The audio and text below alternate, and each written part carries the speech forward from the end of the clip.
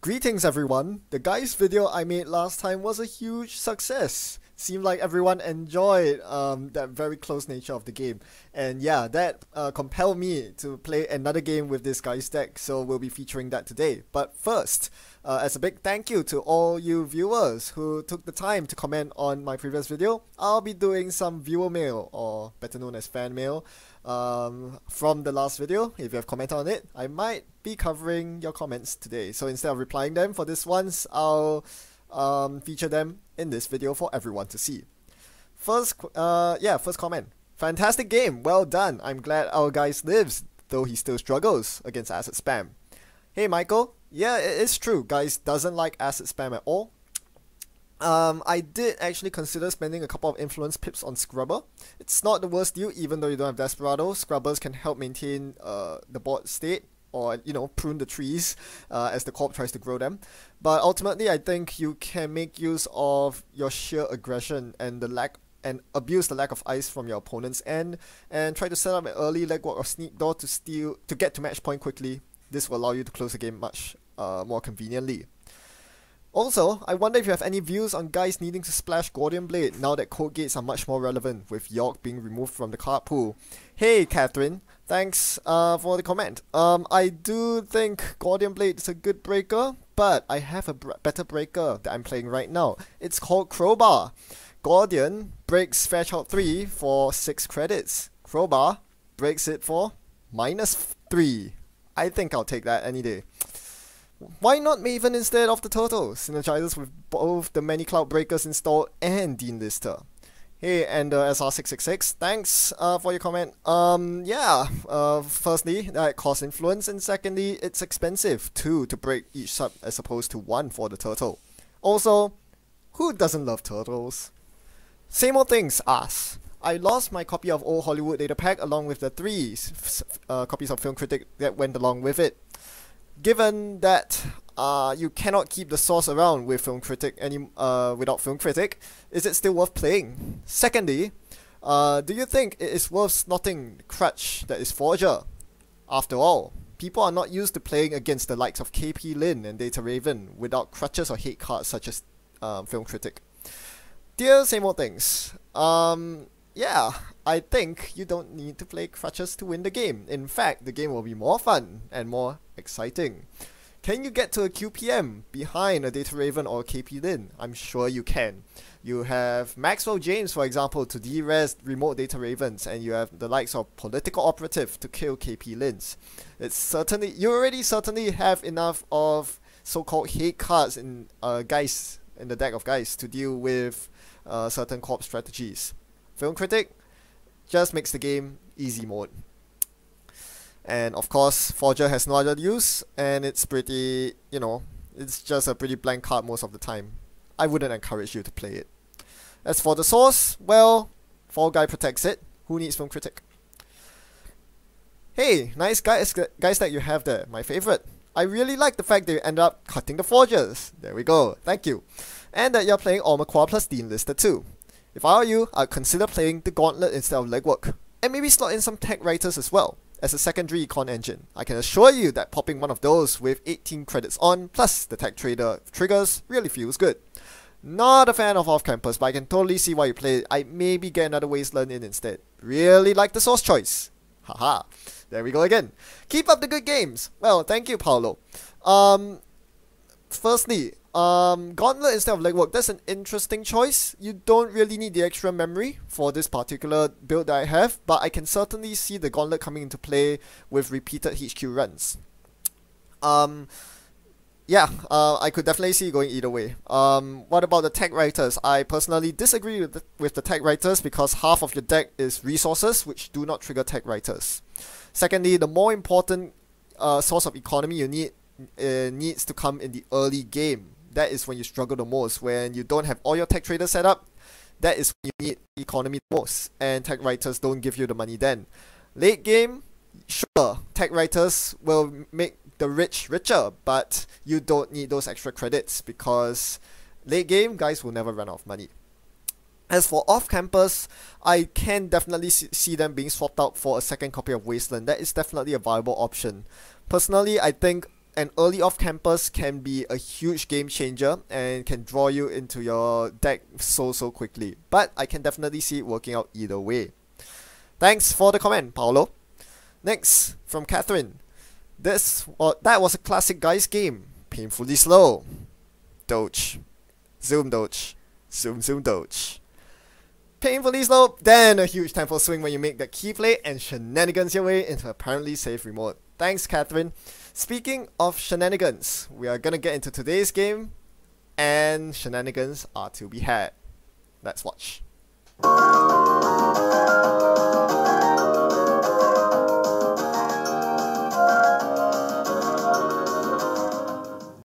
As a treat for all you viewers, an interesting game to you, courtesy of Party Doge. It's GEIST versus Builder of Nations. My opening hand is godlike. Tech Trader, Wasteland, double money. What more could you ask for? Basically an auto-win open.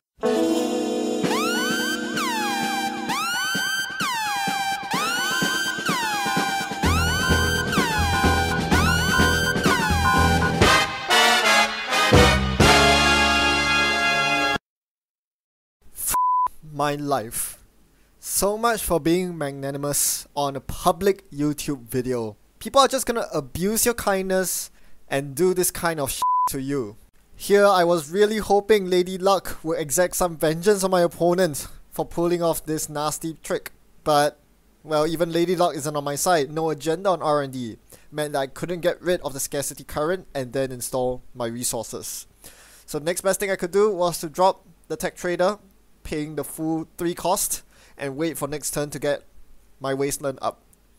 Meanwhile, my opponent advances their ice with Kaguya. So I can't really run. If I do, I'll take meat damage, and I really don't want to lose the Wasteland or the Fall Guy in my hand right now. They are very key economy cards that I desperately need now that I'm under the influence of scarcity. So the next few turns are going to be pretty boring actually, and we'll be fast forwarding through the most of it as I try to set up my board state, clicking for credits the hard way, losing 2 clicks every turn basically, every time I install a resource, while my opponent is slowly advancing the board state as well, by advancing the ice with Kaguya. So these ice suddenly look pretty menacing, and I have no intention of getting anywhere close there. Thankfully, my opponent, having advanced the central ice, isn't rushing out against me, and that's a good thing because this guy's deck doesn't really run any sort of remote pressure in terms of inside job, spearfishing and the like. So early agendas tend to go uncontested, and my opponent isn't really pushing any out right now. They are frantically drawing here and choose to continue protecting R&D, which is quite interesting. Then they play a mass commercialization. So yeah, we can see that this is pretty much an advancement based deck, which makes sense given that I'm up against BON. Speaking of Builder of Nations, this is not an identity that GEIST typically loses to. Meat damage is rather irrelevant given that most of the time, yeah, you are basically immune from damage. You can drop as and when you like, with clicklessly at that. So yeah, you're not worried about snares or anything. Now my opponent install advances something that is almost certainly an agenda in there, and I'm tempted to install the source of my Street Peddler here, one of the typical tricks you can do as GEIST. However, after thinking about it for some time, I realized that this, if it's a 4 advanced agenda, it's almost certainly an Atlas, and the source doesn't stop an Atlas from being scored at 4 advancements. So I choose not to use the source, and I instead let them score it, so now they have an Atlas to their hands. And yeah, I'll wait for another opportunity to use the source. In the meantime, I finally find my third Tech Trader. Well, second, but Wasteland is there, so that kind of counts as well. And with that, now I can get my economy rolling. Even though scarcity is still up, I'm gaining more than I'm losing because I have essentially 3 Tech Traders, so I'm good. The problem is, with all this time I spent setting up my resources, my opponent has far pulled ahead with a triple ice remote. I don't think I can really get through that very easily. I haven't had any breaker set at all, so now is the time to drop an Ormaquah to threaten the remote. I use a spy camera here and spy an Oaktown renovation on top of R&D, so that's a very tempting card to go for. I even have a Freedom 3 quality in my hand so that I can fetch it and get 3 agenda points. So here I go. Gonna play the Freedom 3 quality and then run R&D. Let's see if my opponent attempts to res anything. I know that there's a de-enlister on my peddler, so I'm not worried about high strength ice at all. Even though my armor class at 0 base strength, I can break it. Now my opponent doesn't res either of the ice, so I do not get hit by a Builder of Nations ability, but my opponent fizzles my Freedom 3 quality by using a Project Atlas in the paid ability window before access. Very smart of my opponent to do that. I was hoping I could abuse that with a last click legwork if my opponent decided to tilt up an agenda, but instead they chose to tilt up mass commercialization instead. Had they gone for an agenda, if they chose to tilt up Project Atlas or Global Food, I would have instantly legworked this click. Very smart of my opponent to not do that, making the legwork less good. Now I'm just thinking, do I run the remote here? Nope, I instead followed through the legwork. That was a tough choice. I could either run the remote, which could be the second Atlas, or I could legwork and hope that I hit something. Given that my opponent has been drawing quite a bit this game, I suspected there was stuff in their hand, so I see Baltic Labor and Red Planet Couriers on the legwork along with the mass comm that they tilt up with Atlas. So now I basically know that WinCon, Biotic into Red Planet Couriers is pretty nasty, given that they already have 7 advancements set up with no way for me to disrupt it. I continue locking my opponent's R&D with spy cameras again and again, and I see a priority construction. Not exactly what I want to see there. I wanted an agenda, not getting it though. So yeah, at this point it's all about waiting for agendas to come out. Now I kind of have my breaker suite there. De-enlister and armor class really all you need, and Wayland doesn't really have any anti-AI ice aside from triple advanced Ho'em. So this was actually a very risky move here. I should have installed the crowbar before running the remote. If that were Ho'em, I would be now very far behind, giving my opponent 4 credits and the chance to tilt up 2 cards. But thankfully, it's just a wormhole. That doesn't even matter because, yeah, there are no set routines for it to fire. So I get to pass through it. I do lose one card from my hand due to Builder of Nations pinging me. And then I hit into the next ice, which is an ice wall, trivially broken by the armor quad. Don't even need a de-enlister for that. I already have 2 virus tokens because I made 2 runs last turn, accessing twice. Finally, I hit a Colossus. So here, I decide to pop all the cards of my peddlers so that I can draw a bunch of cards clicklessly. This allows me to pump the strength of my armor quad and then break the Colossus. Of course, I didn't realize that I was very confused here. I thought that by gaining more cards from my hand, I was able to increase the strength of armor quad. But to do that, I actually need to use the de-enlister either way. Either way, my armor quad was well above the 4 strength needed to break Colossus. So getting the source out was a big mistake. It cost me money, and more importantly, it cost me another 3 credits to steal the Atlas in the remote because I installed the source. Why did I do that? That was so dumb. And the source ends up getting trashed anyway, so I'm not exactly stopping my opponent from fast advancing either. So yeah, pretty big misplay there, but at least I managed to cash in my Freedom 3 quality, and now I'm up 3 points to 2. My opponent installed something new in the remote, and I figured that's not a Project Atlas. What are the chances that it's the 3rd Atlas? Almost none. If they had a 3rd Atlas, it would have been sniped on the legwork or on one of the spy camera surveillances. So I ignored it, and turns out it yeah, of course it was the 3rd Atlas. Of course it was. I really did not want to see that. So that's very bad because that immediately turns on my opponent's win condition.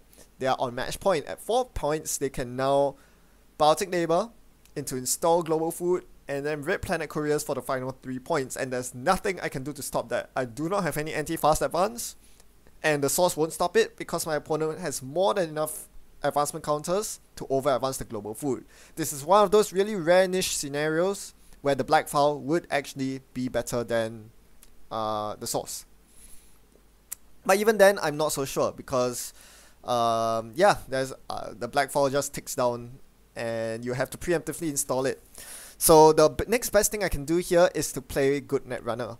Lock R&D every single turn and sweep my opponent's HQ every now and then. The good news is now that I'm actually set up with armor quad and my opponent's ice isn't that good, I'm just waltzing through these ice walls right now, I actually can foreseeably lock my opponent's R&D and HQ here.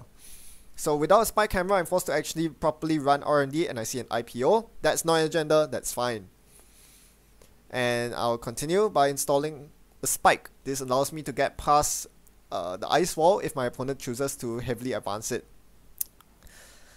So yeah, this is going to be quite a bit of downtime here. You notice that I'm popping my sports hopper there right before my opponent's turn ends. You want to use your trash cans during your off turn so that you get wasteland triggers as well. That way your wasteland acts more like a tech trader. I now have my final tech trader. Note that scarcity is off the table, so I don't have to worry about money anymore. From now on, I'm getting 4 credits on every spy camera pop, on every cloud breaker pop, so I'm just gonna gain so much money. I finally joined to off campus, and here's where I start drawing lots of cards as well. My opponent purged last turn, which isn't gonna do much given that I actually have Dean Dister. So at this point, I'm just gonna keep locking R&D and keep drawing cards with all my abilities. My opponent can't really do much at this point, so I'm just going to leisurely install a bunch of cards and maybe run R&D this turn. Every turn I should either pop spy camera or run R&D. Here I popped the spy camera, I saw an Oaktown renovation on top of R&D. This popping of spy camera drew me into Mad Dash, so I'm like, well, this was fated, wasn't it? Mad Dash into R&D, let's get the Oaktown. Yep, my opponent knows that there's an Oaktown on R&D now, and they can't do anything about it. Without Atlas counters, they can't stop this from firing off. So, the Mad Dash happens, and it's going to bring me up to 6 points. This means that I can win if my opponent has a 1-pointer in the deck and I steal it. So, bringing me that much closer to victory, and then I realize this was a horrible mistake. Why is that? Because, what if the next card turns out to be a global food? Uh-oh. If my opponent top decks a global food here, they'll just win. And I can't get into R&D again because I don't have the ability to break through those ice walls. Thankfully, my opponent didn't top deck a global food, but that was so scary. That was a big misplay from me. It sounds really weird. How can gaining 3 agenda points be a mistake? But in this case, it certainly was. I should have let my opponent draw the Oaktown because it would be so easy for me to fetch the Oaktown from HQ, given that my opponent's HQ defenses were basically non-existent. And even if they score the Oaktown, they will only go up to 6 points, not enough to win. So, considering that my objective here is to stop my opponent from winning rather than to win myself, the correct move there was actually to ignore the Oaktown and let my opponent draw it manually. So yeah, if I let my opponent draw the Oaktown, for example, this legwork would have a very good shot of actually fetching it. And my opponent isn't even bothering to rest the HQ ice here. They know full well that if they do, I'm just going to be able to use my cloud breakers to break them, giving me even more tempo, even more credits, even more cards. So it's a bit weird. GEIST is oppressive in this manner. When you get to the late game against GEIST, just like Shaper, you have no incentive to rest ice at all because you don't want to feed your opponent tempo. And on the same token, spy camera is also another equally oppressive form of controlling R&D. It is very uninteractive. You're just sitting back, waiting, spying on your opponent's top card, and only striking when there's an agenda on it. That's very boring gameplay because it doesn't encourage running at all. It's called Netrunner, not net spying on your camera. So yeah, these are reasons why I kind of disagree when other people actually mention that GEIST games are fun. The late game with GEIST is not fun at all. This is not runner, in my opinion. Especially now that Jackson is gone, you can't rearrange your deck. Very few corps have ways to rearrange their R&D. In fact, this was one of the rare cases where a corp actually managed to reshuffle their R&D after a spy camp trigger from me. With that Project Atlas counter. Very smart, my opponent, but not every corp has access to that, as opposed to Jackson Howard, which was ubiquitous in the past. Now, I saw a special report on top of R&D with my latest spy camera hit. I still can't find any agendas on HQ. At this point, I'm just running HQ again and again because my opponent has been overdrawing on their past turns and I need to make sure to keep them honest. I'm also keeping the archives honest, making sure that they don't sneakily dump 2-point agendas in there. At this point, we both know my opponent's win con. Top deck a global food or find it in HQ. Whoever gets it wins it. So my opponent plays a special report here to shuffle and draw 2 new cards. Drawing another card with another click. So HQ should be pretty loaded with agendas by this point. I'm going to run HQ a bunch of times. And yep, indeed, the first run nabs me the winning Oaktown. So to sum up, that was a game with a somewhat interesting mid-game, but a very boring early game where we were busy setting up, and a very boring late game where we were both trying to rush to find the final global food. Guys just wrecks Glacier so hard right now. My opponent was essentially a Glacier deck. They had like 3 ice on the R&D and the remote, so it basically qualifies even though they have a fast advance component. My opponent had no way to force pressure on the remote, and that's why my opponent lost. If they were able to distract me by jamming something in the remote every other turn, life would have been harder for me. I would have been forced to find more Dean Listers or to pop some of my Cloud Breakers just to keep them honest on the remote. And that's one problem when you lose Jackson Howard in the card pool. But the other big problem is that there aren't any real good ways to force guys to run multiple times through a server. The defensive upgrades like Caprice are gone. So the problem, this takes away one of your outs against guys, which is to abuse the fact that they can only have one Dean Lister installed at any single time. This means that they cannot run, say, 3 times in a turn. If they need to use Omaqua, they would need to have 3 Dean Listers to pump the Omaqua on each run. And yeah, so that option is out. So the other option which my opponent went for in the end was Fast Advance, and that's a very good option, particularly considering that they are using Red Planet Couriers, which bypasses the source through the over advancements. However, as you saw this game, I was just able to lock centrals too effectively. There came a point where I was fully set up. All I needed to do every single turn was to run R&D once or use a spy camera trigger and spend the remainder of my clicks checking HQ. This gives me very favorable odds to win, and you never want to be in that place as the core. And unfortunately, as much as I hate to break it to all of you, I know some of you love the return of GEIST. Some of you are so excited that GEIST is stronger than ever. But GEIST is one of those decks in my eyes that was fun only because it used to be less good and because it was a new thing and it's a refreshing change of pace from typical Netrunner. The problem with GEIST is twofold. Firstly, it is not is immune to high strength ice. That used to not be the case. Previously, with only the Cloud Breakers, guys could struggle against high strength ice like Curtain Walls. I remember playing guys against a Blue Sun once, and oh my gosh, you don't even have enough Cloud Breakers to pump all the way up to strength 10. That's how ridiculous guys used to be. But now, with Dean Lister being such a convenient include in guys, high strength ice are just rendered completely irrelevant right now, and that is actually a bad thing, because this is one of the avenues in which the court can challenge the runner. Without that dimension of challenge, there is no incentive for the court to rest ice at all, and you could see that very clearly this game, where my opponent was like, if I rest ice, I'm putting myself further behind relative to the runner. And yeah, when the game reaches that state where ice is irrelevant, you know something is wrong. Another thing to mention is that the only other way in which you can really pull guys and stretch his limits is to spam assets. And unfortunately, with a tier 1, if guys ever becomes dominant or tier 1, this will correspondingly cause the court meta to become worse, because asset spam is one of the better ways in which to deal with guys. Guys cannot afford the tempo to check every single asset, meaning that it can sneak out unadvanced never advanced agendas.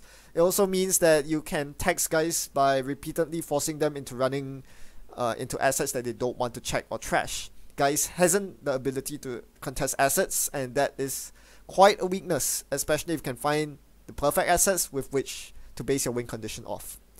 In short, GEIST is too good against Glacier based decks, and that is not a good thing. Glacier has been a very weak archetype for a long time now, and there's a good reason for that. With runners like these existing in the card pool, there's just no way you can play Glacier. Why res a 12 res Chiyashi when guys can get through it with a simple Omaqua and Dean Lister? It just doesn't make financial sense. Well, if you don't believe me, we'll wait a few more months. Maybe everyone will start complaining about Spy Camera being an uninteractive R&D locking tool. We'll see about that. In the meantime, thanks for watching and happy net running. I'll see you next time.